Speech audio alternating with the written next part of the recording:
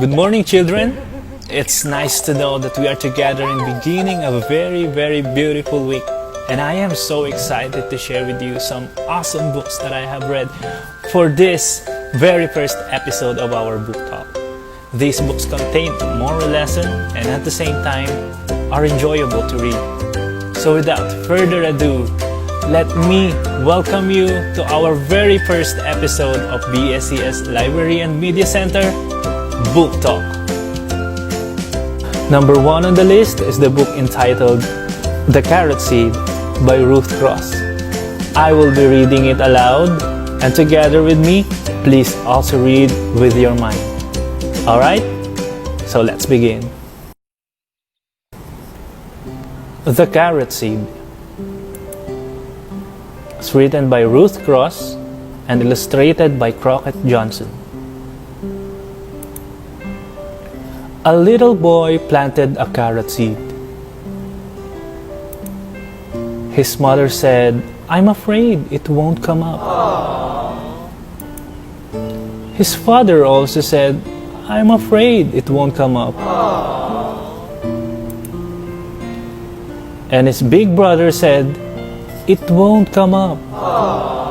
Everybody in his family believed that nothing would come up.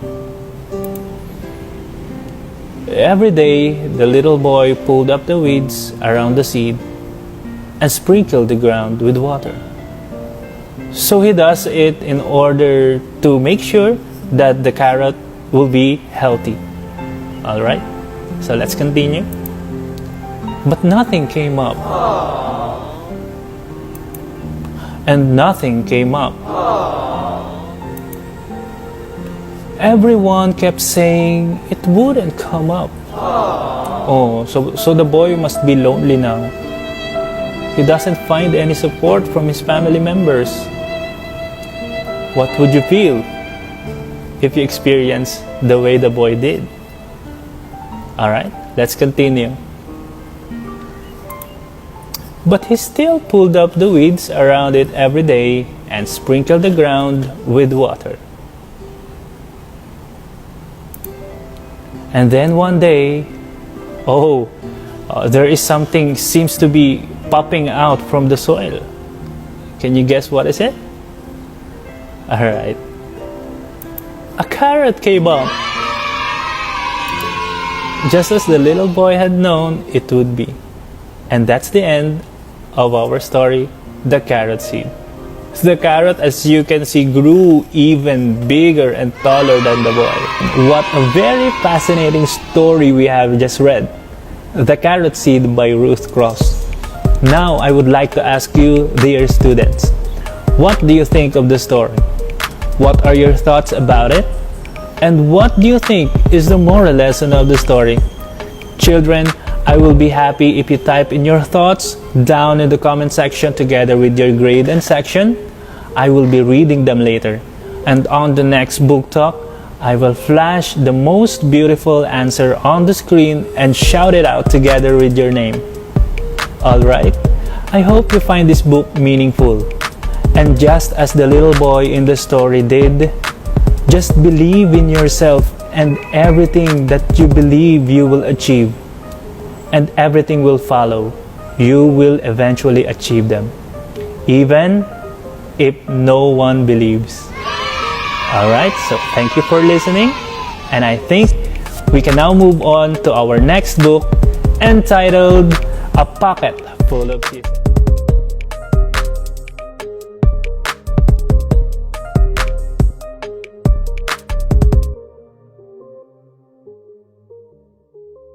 A Pocket Full of Kisses by Audrey Penn. Chester Raccoon sat in a hollow of a tree stump and pouted. "Please, can we give him back?" he asked his mother. "I'll be really good if we can give him back." Mrs. Raccoon smiled tenderly. "You're already really good, Chester. But I'm afraid no matter how good you are, we can't give him back. Besides, I thought you like having a little brother." "I did like it at first," admitted Chester. But now he plays with my toys and swings on my swings and reads my books. Then he pulls my tail and talks to my friends and follows me everywhere I go. Mrs. Raccoon lifted Chester onto her lap and smoothed out his worried, furry forehead. "That's what little brothers do," she explained in a very motherly tone. "It's no different than sharing the woods or sharing the stream or sharing the food we find. Ronnie wants to be like you." Mrs. Raccoon placed Chester on the ground and smiled at him with the soft, loving eyes he knew so well. "I think someone needs a kissing hand," she said in a voice that was warm and inviting. She took Chester's hand in her own and spread open his tiny fingers into a fan. Leaning over, she kissed him right in the middle of his palm. Chester felt the warmth of that kiss rush from his hand, up his arm, and into his heart. And when he pressed his hand to his cheek, he could hear his mother's word in his head. "Mommy loves you," they said. "Mommy loves you." Chester grinned so wide, the tips of his silky black mask crinkled upward. Even his cheeks flushed to a primrose pink. He was the happiest raccoon in the forest. Then, in the blink of a moment, all the joy went out of the little raccoon. His pink cheeks paled, and a stream of tiny hot tears felt like spring rained down his sad little face. Even his silky black mask drooped as he watched his mother reach down, take Ronnie's hand in her own, open his tiny fingers into a fan, and kiss his brother right in the middle of his palm. "That was my kissing hand," Chester gasped in the saddest voice his mother had ever heard. "Why did you give Ronnie my kissing hand? Don't you love me anymore?" "Oh, Chester," cried Mrs. Raccoon, "of course I love you. Then how come you gave the baby my kissing hand?" asked Chester. Mrs. Raccoon gathered Chester up in her arms and gave him a great, big, comforting hug. "I would never give Ronnie your kissing hand," she assured him gently. That was his kissing hand. Now you each have one of your own. Chester wiped away his tears and settled in his mother's lap. "If you give both of us kissing hands, won't you run out?" Mrs. Raccoon laughed. "Would you like to hear a story?" she asked Chester. "About kisses?" "About stars," said Mrs. Raccoon. "Every night, just before the sun goes down, it reaches out with its rays and touches every star in the universe. One by one, the stars light up and shine down upon us. Even on nights we can see the stars. They're up there sparkling away. No matter how many stars fill the sky, the sun will never run out of light, and its rays will never stop reaching out to them. That's the way it is with kissing hands. When somebody loves you, their kisses are like the sun's rays, always there and always shining. No matter how many kissing hands I give you and Ronnie, I will never ever run out." "But you're right about one thing," Mrs. Raccoon told Chester. Ronnie's big brother widened his eyes and looked surprised. "What's that?" he asked his mother. "You are the big brother, and that deserves something extra special." Mrs. Raccoon put Ronnie on a swing, then took Chester's right hand in hers and spread open his tiny fingers into a fan. Leaning over, she kissed him right in the middle of his palm. "That kiss is for your pocket," she told him. "Take good care of it and keep it as a spare. You never know when a big brother might need a little extra care." Chester hugged his mother and romped away. "I love you too," he seemed to say. And that's the end of a very, very cute story we have just heard. Isn't it wonderful to have little brothers or sisters, or relatives, or even friends that act as your little siblings?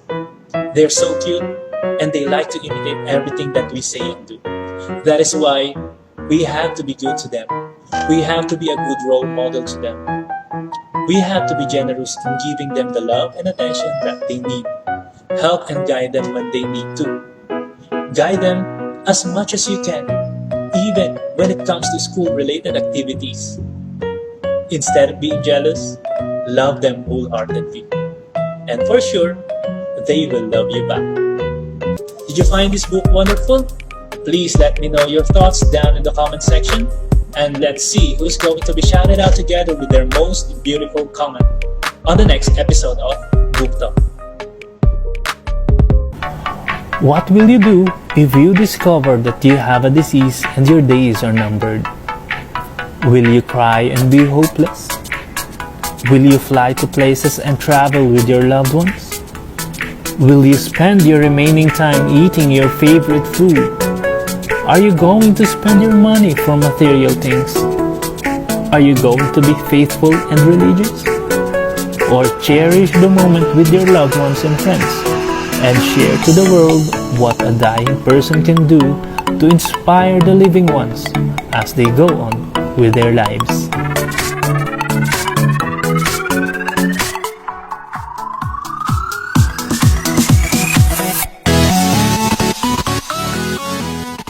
This book was made from a series of Tuesdays during the remaining time of an old and dying professor with his former university student, and also at the same time author of this book, Mitch Albom.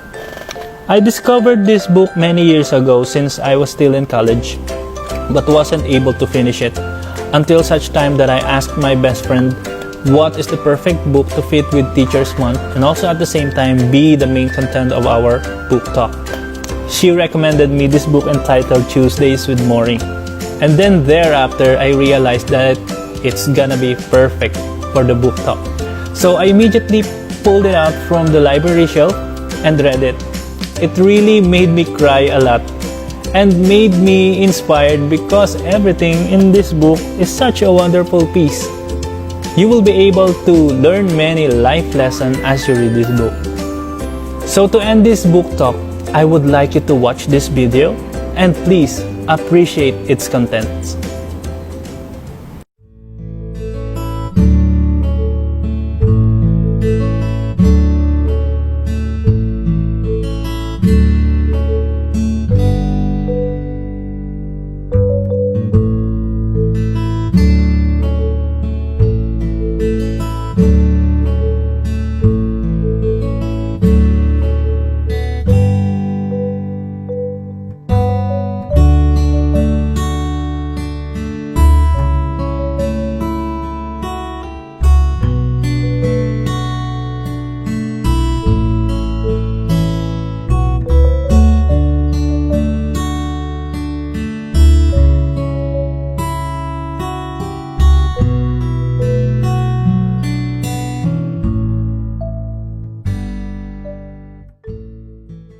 What are your thoughts regarding this very first episode of our book talk? Please type them in the comment section down below and the most beautiful thought will be featured in our next episode. So that's all for our book talk. Goodbye and see you. Keep safe.